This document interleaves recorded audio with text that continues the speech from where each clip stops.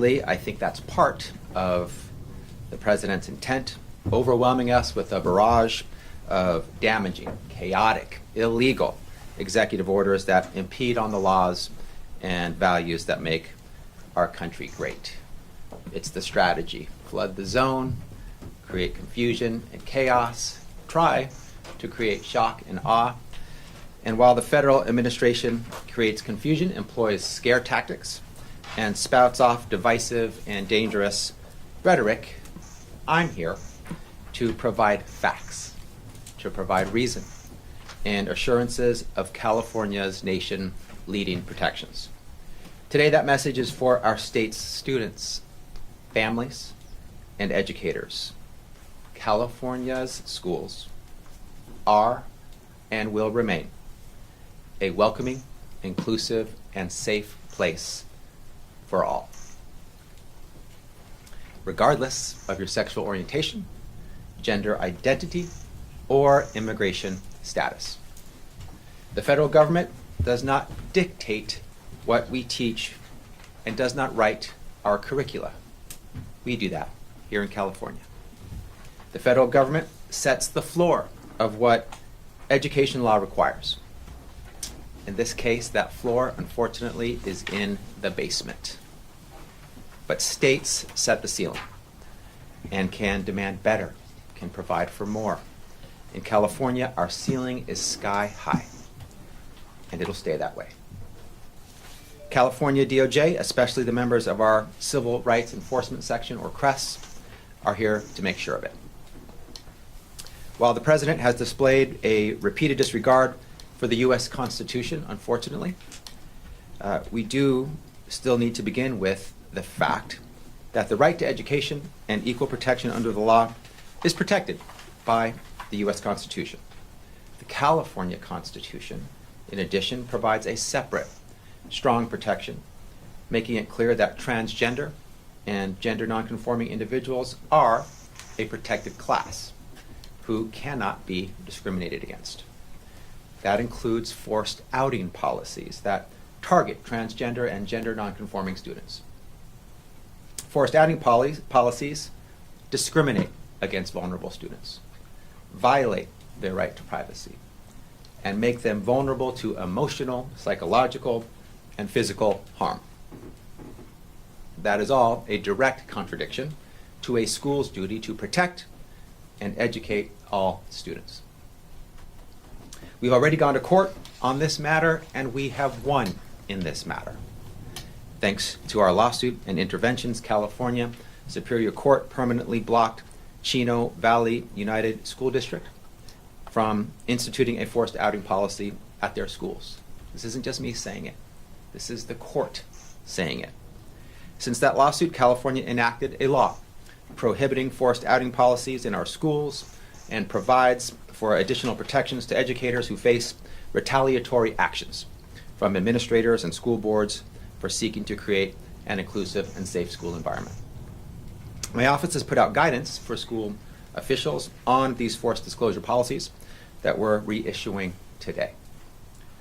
You can be sure that I will continue to vigorously defend and enforce these laws and protections, because every student, no matter how they identify, has the right to get an education.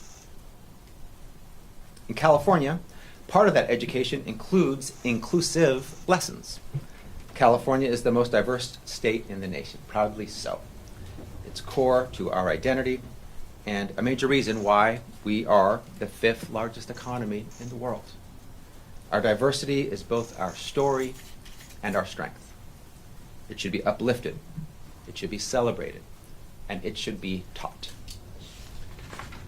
In California schools, it is, accurately, truthfully, respectfully, and without discrimination. California law requires that curricula, books, and instructional materials reflect the diversity of our state and the roles and contributions of our diverse population. All genders and races, persons with disabilities, and all ethnic, cultural, religious, and socioeconomic status groups. Our laws prevent schools from censoring inclusive and diverse perspectives. They also outline requirements for comprehensive and inclusive sexual education and ethnic studies courses. These laws protect against bias, against bigotry, and against discrimination in the classroom. They teach our children to see all perspectives, to value all people, and help foster a sense of belonging in the classroom. They're foundational to providing a well-rounded education that prepares our students for the real world and creates a respectful, equitable, and inclusive society where all can thrive as they are. My office has put out legal guidance on our requirements for inclusive curricula for schools, educators, and parents who want to learn more. Regardless of what our president says or does, California's education standards will remain high. I'll continue to protect our teachers as they do their jobs, a true public service that doesn't get enough recognition to begin with. Thank you to all of our teachers. And I'll continue to protect our children in their pursuit of an education. That extends to the work my office is doing to protect immigrant students and families. Again, I know there is some confusion when it comes to the president's immigration-related orders. I want to clear some of that up. This is especially important in our state where 11 million immigrants call California home, each deserving of every opportunity to pursue their California dream, including providing their children with a safe education. I'll repeat, in California, all students have the right to an education, regardless of their immigration status or the immigration status of anyone in their family. Every child and family also has the right to keep their education records and personal information confidential. Families should know that they don't have to share passports, visas, or a social security number, or even citizenship information to enroll their child in school. Schools must accept a variety of documents from a parent or guardian proving the child's age and residency, and schools are not required to keep the document. Parents have the right to opt out of disclosure of their child's directory information. And they can update their child's emergency contact information, including secondary contacts, to identify a trusted adult guardian who can care for their child if they are detained or deported. All of this and more is outlined in the Guide for Students and Families that my office has put out in multiple languages and is available to the public. The Trump administration's decision to abandon long-standing federal policy that strictly limits immigration enforcement within sensitive places like schools is deeply disappointing and very concerning. We cannot stop the federal government from using their resources for federal immigration enforcement or stop them from accessing public areas of sensitive places like schools. For example, a school parking lot or a front lobby. But let me be clear. The president's order has no impact on California's law generally precluding state and local officials from assisting with federal government with immigration enforcement. The federal government cannot commandeer us, conscript us, state and local law enforcement or state public institutions to carry out their inhumane policies. They may do their job lawfully, but they cannot force the state or local law enforcement agencies to do their job for them. Federal immigration enforcement is not permitted to enter non-public areas without an order signed by a judge. This includes classrooms or libraries. We put out step-by-step guidance for schools and educators on what to do if immigration enforcement shows up on campus or requests personal information about a student or their family. First, if ICE shows up, the school should alert their local educational agency administrator and legal counsel immediately. They should ask to see the officer's credentials and any documentation that would authorize school access. And they should document everything that happens during the exchange.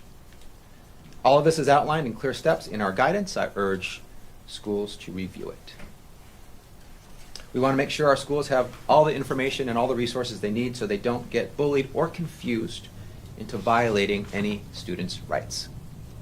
I want to encourage schools to immediately contact legal counsel if they receive any request from ICE or find ICE agents on campus.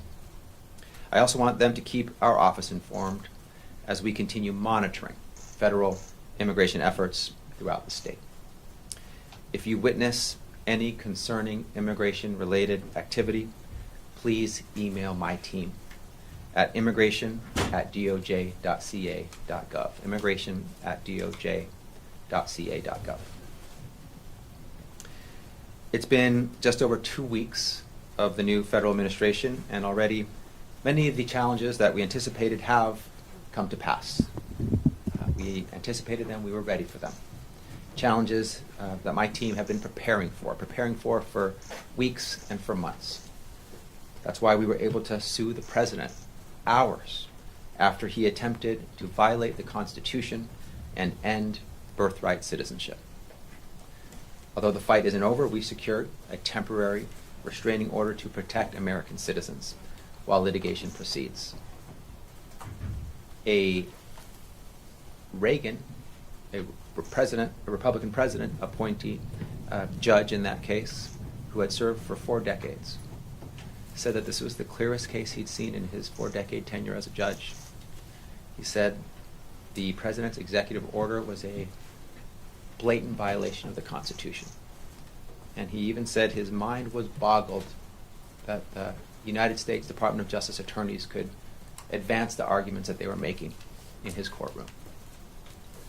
That's what our president did on day one. We were also ready, because of our preparedness, to sue the president hours after a memo came out from the Office of Management and Budget, attempting to freeze nearly $3 trillion in federal funds. Funds that supported essential, critical services throughout our nation. Things like health care for children, food programs for the poor, housing for low-income Americans, support for access to higher education and early childhood education, things like federal disaster relief that California needs yesterday to support our people in Los Angeles suffering from the LA fires. The president unconstitutionally tried to end that funding with the swipe of a pen. Again, we were able to temporarily block that freeze, keeping that critical funding accessible in the meantime. And it shouldn't be too much to ask that the President of the United States of America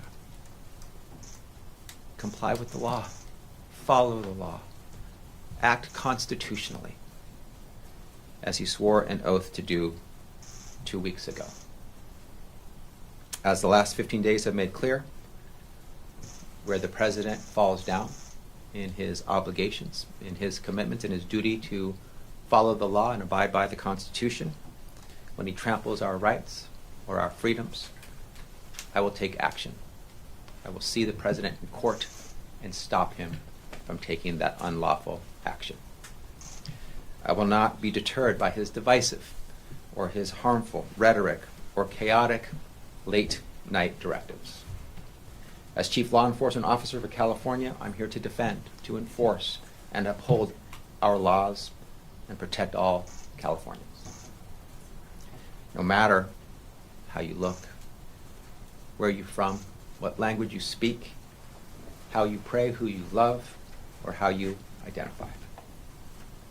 That includes ensuring that our schools are welcoming, inclusive, and safe for all students and educators.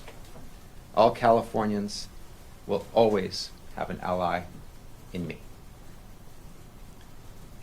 Before I open it up for questions, I want to acknowledge and thank the members of my team at DOJ who are working tirelessly, late nights, weekends, around the clock to protect Californians and ensure we hold the federal administration accountable to the law.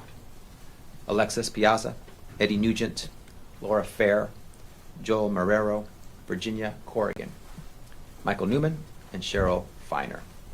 team doesn't do it for the recognition, but I want to recognize them and thank them for their incredible work. We're 2 weeks in. We've been busy. We've been holding the president accountable, and we're ready for anything and everything that might come in the future. So with that, I thank you for being here and happy to answer any questions you might have. Have you seen any confusion from school districts about guidance of device times? We're definitely seeing the need for clarity, for guidance, for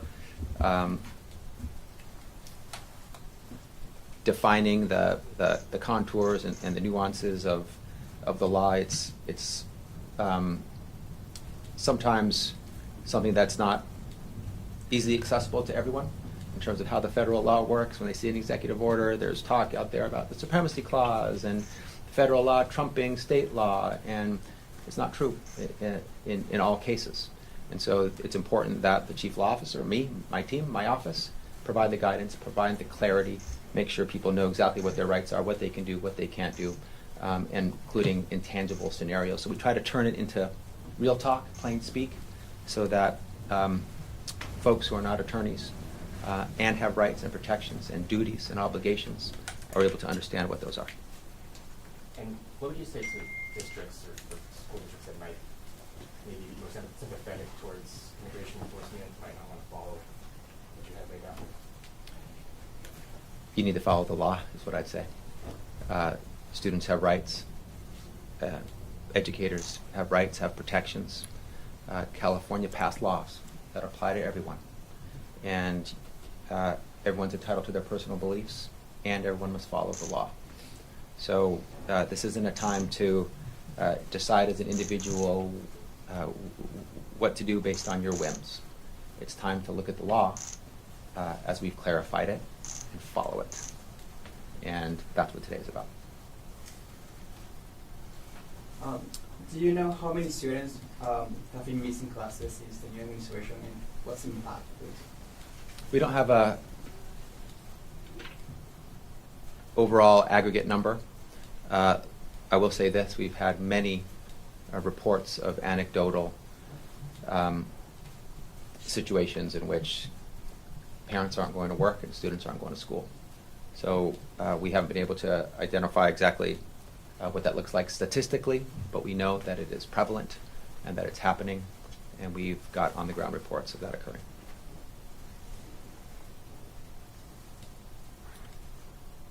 Anyone else? Do you have any statement in Spanish? We can provide that afterwards. Okay, thank you. Anyone else? Thank you all for coming.